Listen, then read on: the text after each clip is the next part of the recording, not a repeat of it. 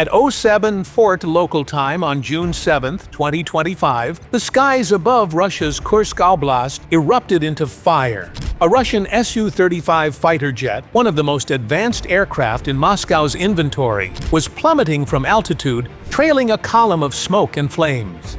It was a catastrophic loss, and within minutes, Ukrainian social media channels erupted with claims of a historic victory. Early reports declared it was the first time a Ukrainian F-16 had brought down Russia's top operational fighter, a headline too compelling for many to resist. The story spread fast. News outlets ran dramatic headlines. Ukraine's F-16 shoots down Russian Su-35 in historic first, and commentators began using the incident as proof that Western fighter donations were finally reshaping the air war. Some publications even published tantalizing details, with Germany's Bild reporting that a Ukrainian F-16 had fired an AM-120 AMRA-M missile guided by a Swedish Airspace surveillance aircraft orbiting hundreds of kilometers away. But as is often the case in the fog of war, those early reports would soon prove to be wrong.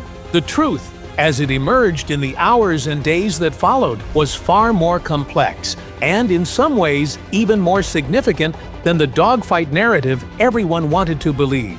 The Ukrainian Air Force's own statement was the first clue. They confirmed the Su-35 had been destroyed in the Kursk direction as part of a successful operation, but carefully avoided claiming an air-to-air victory or mentioning F-16s at all. The omission was deliberate.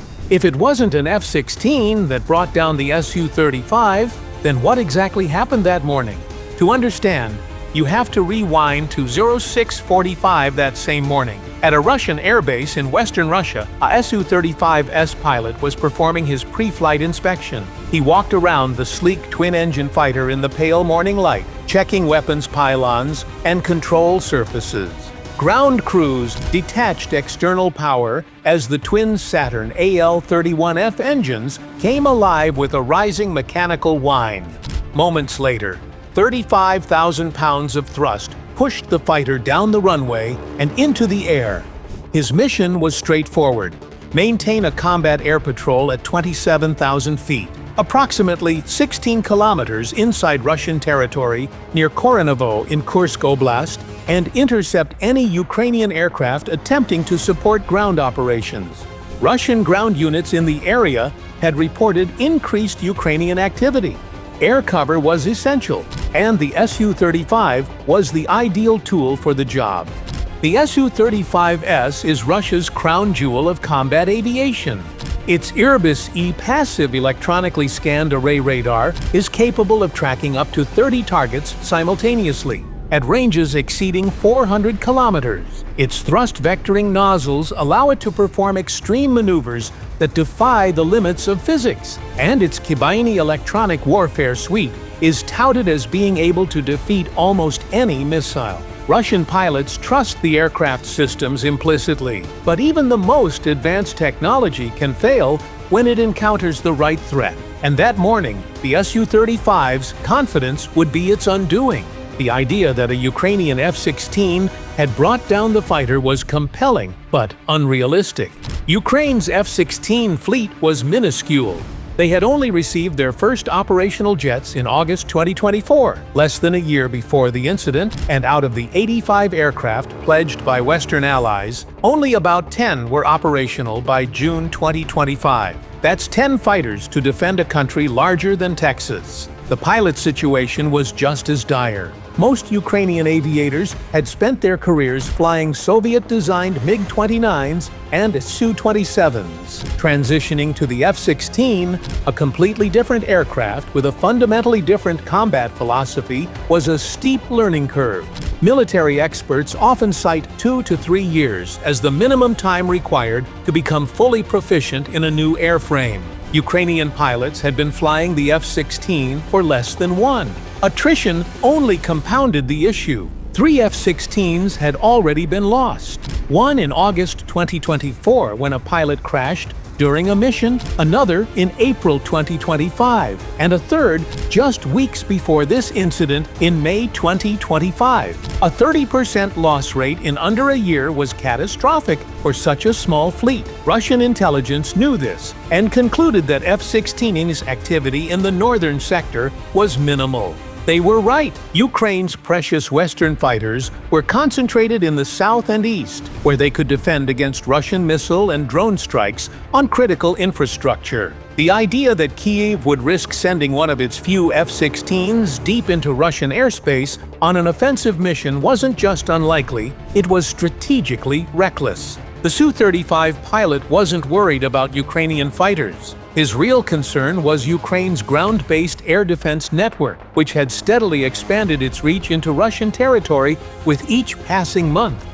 And that morning, that unseen network would find him first. As he settled into his patrol pattern around 07 Hawaii, sophisticated sensors were already tracking his aircraft.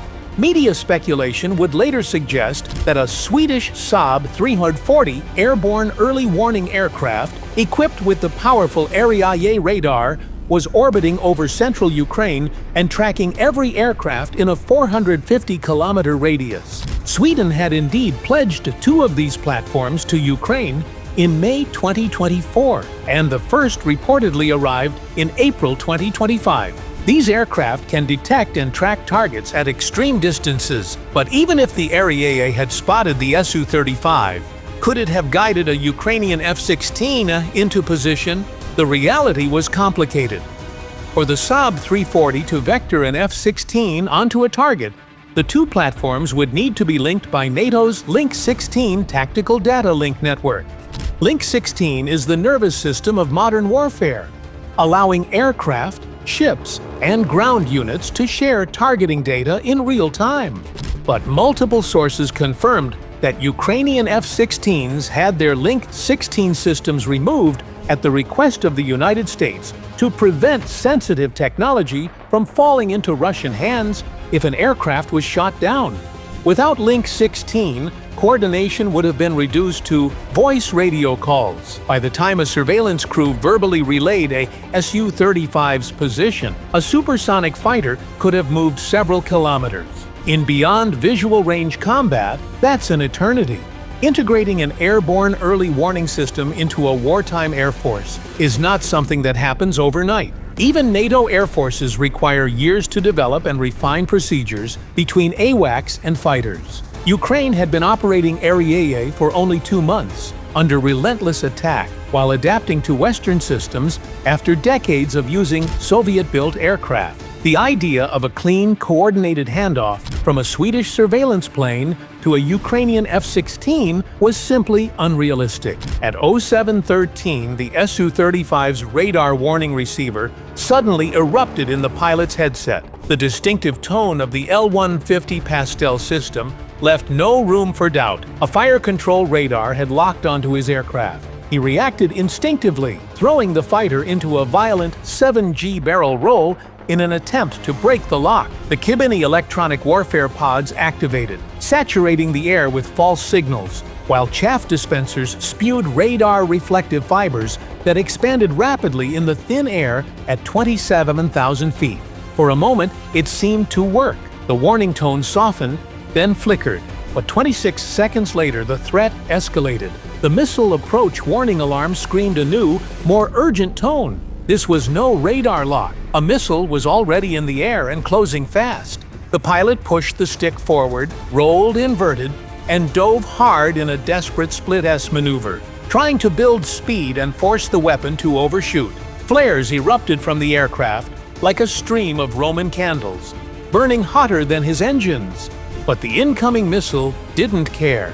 Unlike older surface-to-air weapons that relied on continuous ground-based guidance, this missile had an active radar seeker. It was thinking for itself, and there was nothing left to jam. There was no time left. The pilot reached for the ejection handles. Explosive bolts fired as the canopy blew free, and the K-36DM seat punched him clear of the aircraft just as the missile's proximity fuse detonated.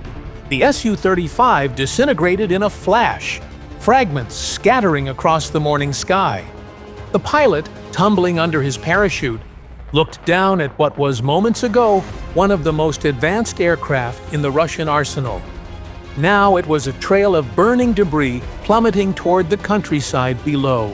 The weapon that destroyed the Su-35 was almost certainly an American-made MIM-104 Patriot missile, launched by one of Ukraine's air defense batteries. First deployed to Ukraine in April 2023, the Patriot is far more than a simple missile system. It is a fully integrated, networked platform capable of engaging aircraft, ballistic missiles, and cruise missiles at ranges of up to 160 kilometers and altitudes over 72,000 feet. The latest PAC-3 variant uses track-via-missile guidance, which receives mid-course updates from ground radar but switches to its own seeker in the terminal phase. Once the seeker activates, it becomes essentially unjammable. The Su-35's vaunted maneuverability meant nothing against a weapon traveling faster than Mach 5 and adjusting its course dozens of times per second. This was not the first time Patriots had proven their reach. In January 2024, a Ukrainian battery destroyed a Russian A-50 airborne early warning aircraft over the Sea of Azov. In May 2023, Patriots brought down two Su-35s in Kursk Oblast. Each time, Russian pilots believed they were safe in their own airspace. Each time, they were wrong. The Ukrainian Air Force's vague statement following the June 7th incident now made sense. By confirming the destruction but not the method, they preserved operational security while allowing rumors about F-16s to circulate freely. That ambiguity carried its own psychological impact. If Russian pilots believed that Ukrainian fighters were hunting them, that fear could alter their behavior. The reality, however, was even more unnerving. Ukraine had built a network where sensors and shooters could be separated by hundreds of kilometers, and where the platform that saw you was not necessarily the one that would destroy you. A pilot might never even see the missile that killed him. By the time his radar warning receiver screamed its final alarm, it was already too late. The downing of the Su-35 wasn't just a tactical victory. It was another demonstration of Ukraine's ability to deny Russia the skies, even over Russian territory. Each Su-35 lost is a blow to Moscow's confidence, its inventory, and its strategy. The aircraft take years to build and cost tens of millions of dollars to replace. Every loss forces Russia to reconsider its patrol patterns and rethink the survivability of its most advanced fighters.